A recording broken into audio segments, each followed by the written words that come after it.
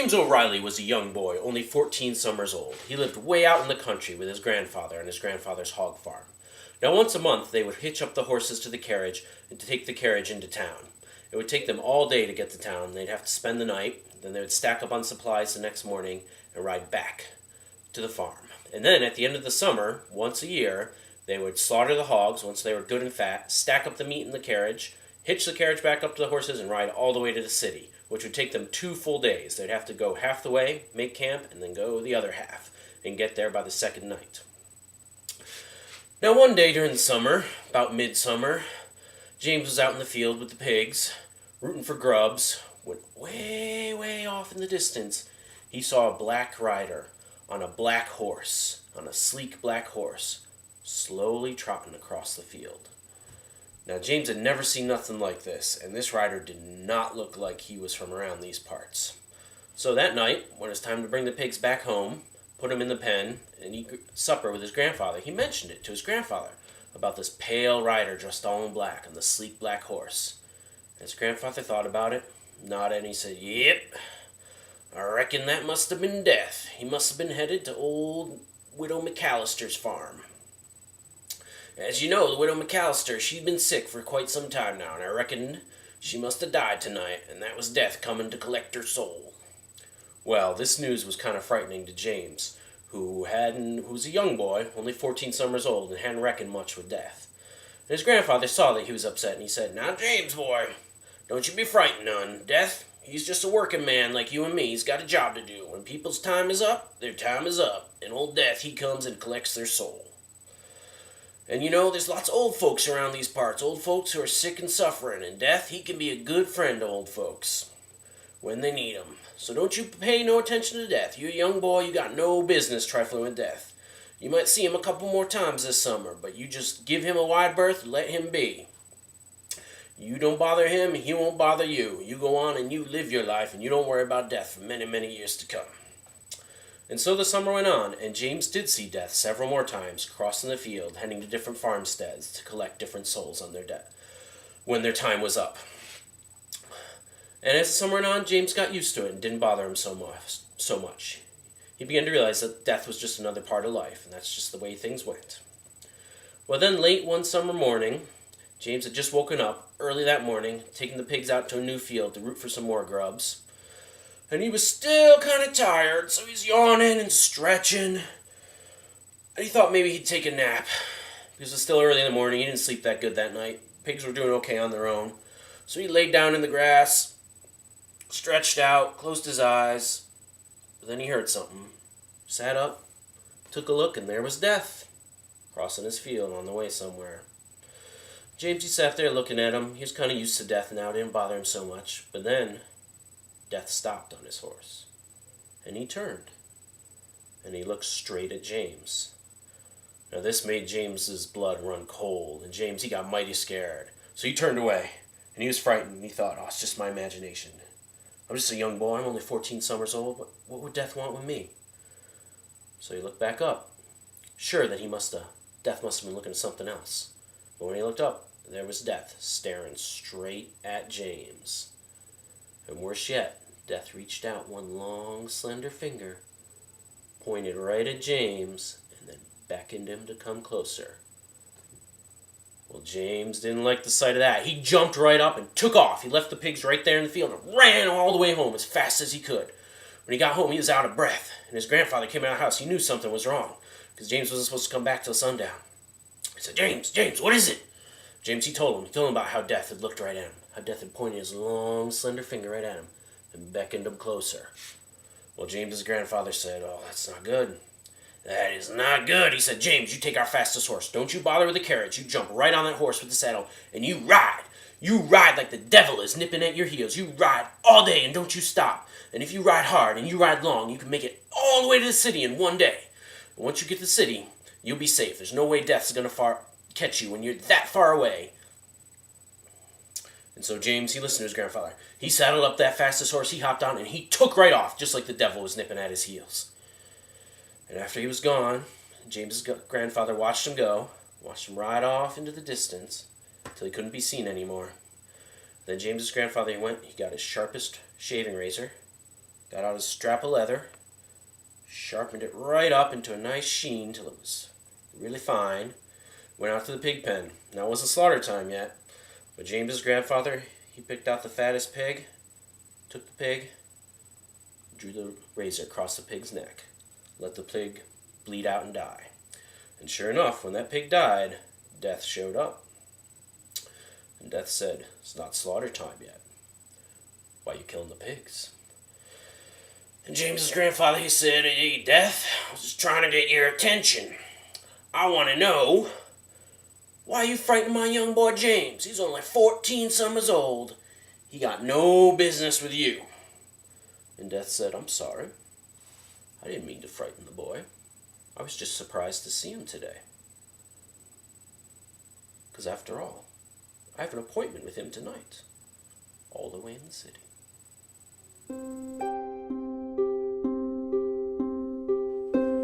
Erin Kelly was dead. Dead, dead, dead. He was an old man. He had an old ticker. And one day that old ticker just stopped ticking and he dropped dead on the floor. Now Erin Kelly had a widow. She was an old woman too.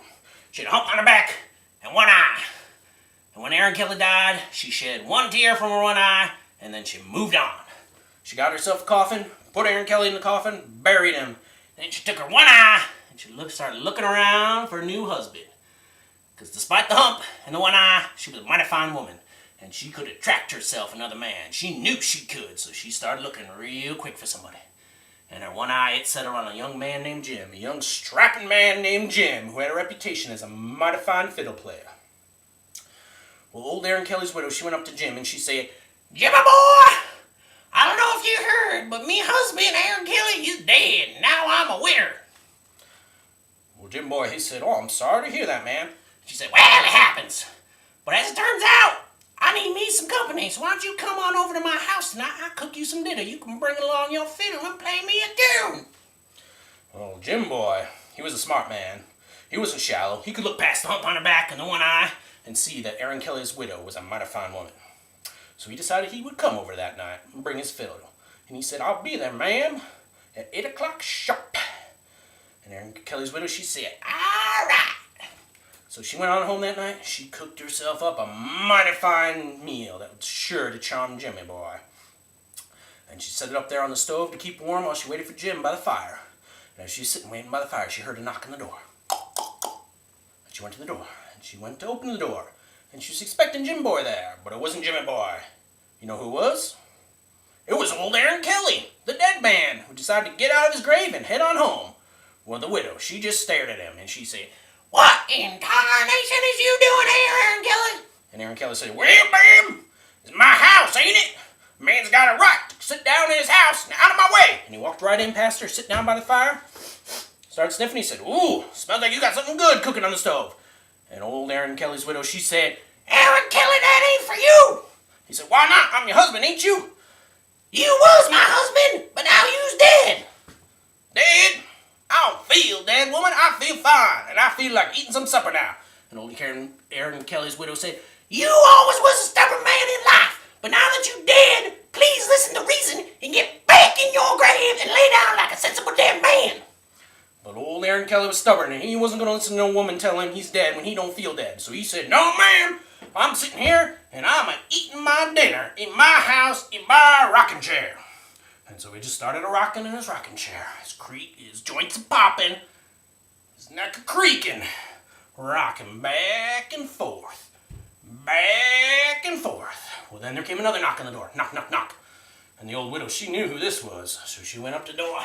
She opened up the door and she said, "Hey there, Jimmy boy."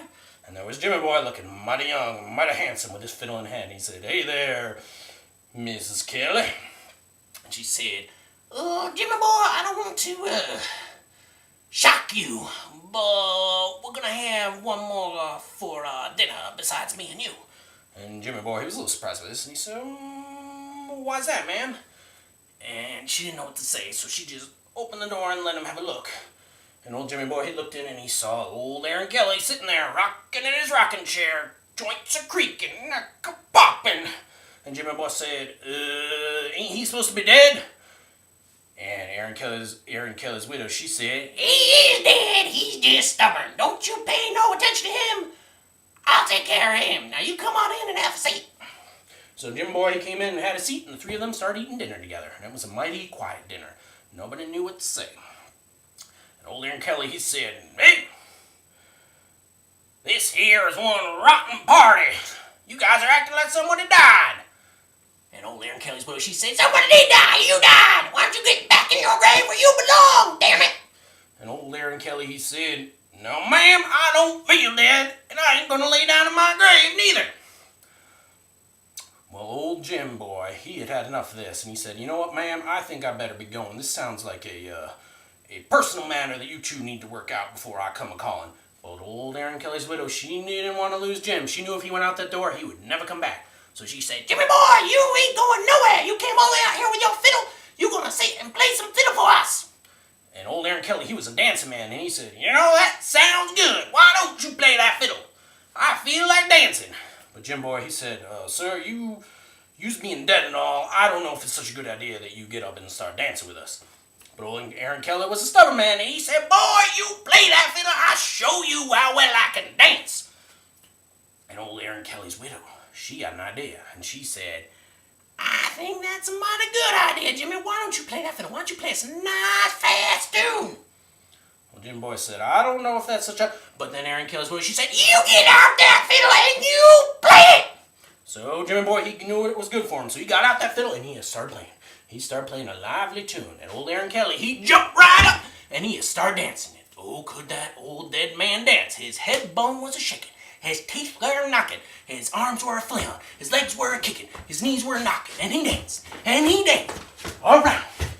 And around. And around that room. Well, old Erin Kelly's widow, she liked the sight of this. And she said, "Jimmy boy, play faster." But Jimmy said, "I don't know if this is such a..." But she said, "Jimmy boy, play faster." So he started playing faster. And old Erin Kelly, he just kept on dancing. Head bone wagging. Teeth a-clacking. Arms a-flailing. Legs a-kicking. Knees a-knocking. Round and round and round the room. Round and round and round the room. And the old widow, she said, "Jimmy boy, play faster." So Jimmy Boy, he played faster, and Erin Kelly, he kept dancing faster, and oh, did that dead man dance. Head a-knocking, teeth a-cocking, arms a-flailing, legs a-kicking, knees a-knocking, down and round the room, round and round the room, faster, faster, and faster, head a-popping, teeth a-cocking, ears a-flailing, legs a-kicking, knees a-knocking, round and round the room, round and round the room, round and round the room, and he kept dancing, and he kept dancing, and he kept dancing until his arm clean fell right off onto the floor. Well, Jimmy, he stopped the playing, and he said, "Sir, your arm, it just fell off right onto the floor." But old Erin Kelly, he didn't notice, and he kept on dancing. And the widow, she said, "Jimmy boy, you just keep on playing." So Jimmy boy, he just kept on playing, a faster, and a faster. And old Erin Kelly, he just kept on dancing, head a-wagging, teeth a-cocking, arms a-flailing, knees a-knocking, legs a-kicking, round and round the room, round and round the room, faster, faster, faster, and faster, head a-knocking, knees a-kicking, arms a-flailing, legs a-kicking, knees a-knocking, round and round the room, round and round the room, round and round the room, and then his entire body collapsed in a pile on the floor, all except his big skull bone, which kept on smiling, kept on clacking, kept on singing, and dancing. Well, this was too much for Jim Boy, who said, "I've had enough," and he dropped his fiddle, and he ran right off out the door, and he didn't come back. Well, as soon as that fiddle stopped playing, old Erin Kelly's head bones stopped the dancing, and poof, fell on the floor. Well, the widow, she looked down at them pile of bones, and she said, "All right, old man, have you had enough yet?" Well, that pile of bones didn't say nothing back to her, and she knew he had enough. So she mixed up all them bones, so he couldn't put himself back together, put him in the coffin, and buried Erin Kelly. And old Erin Kelly never did come back. But you know what? Neither did old Jim. And old Erin Kelly's widow stayed a widow. Erin Kelly had seen to that much.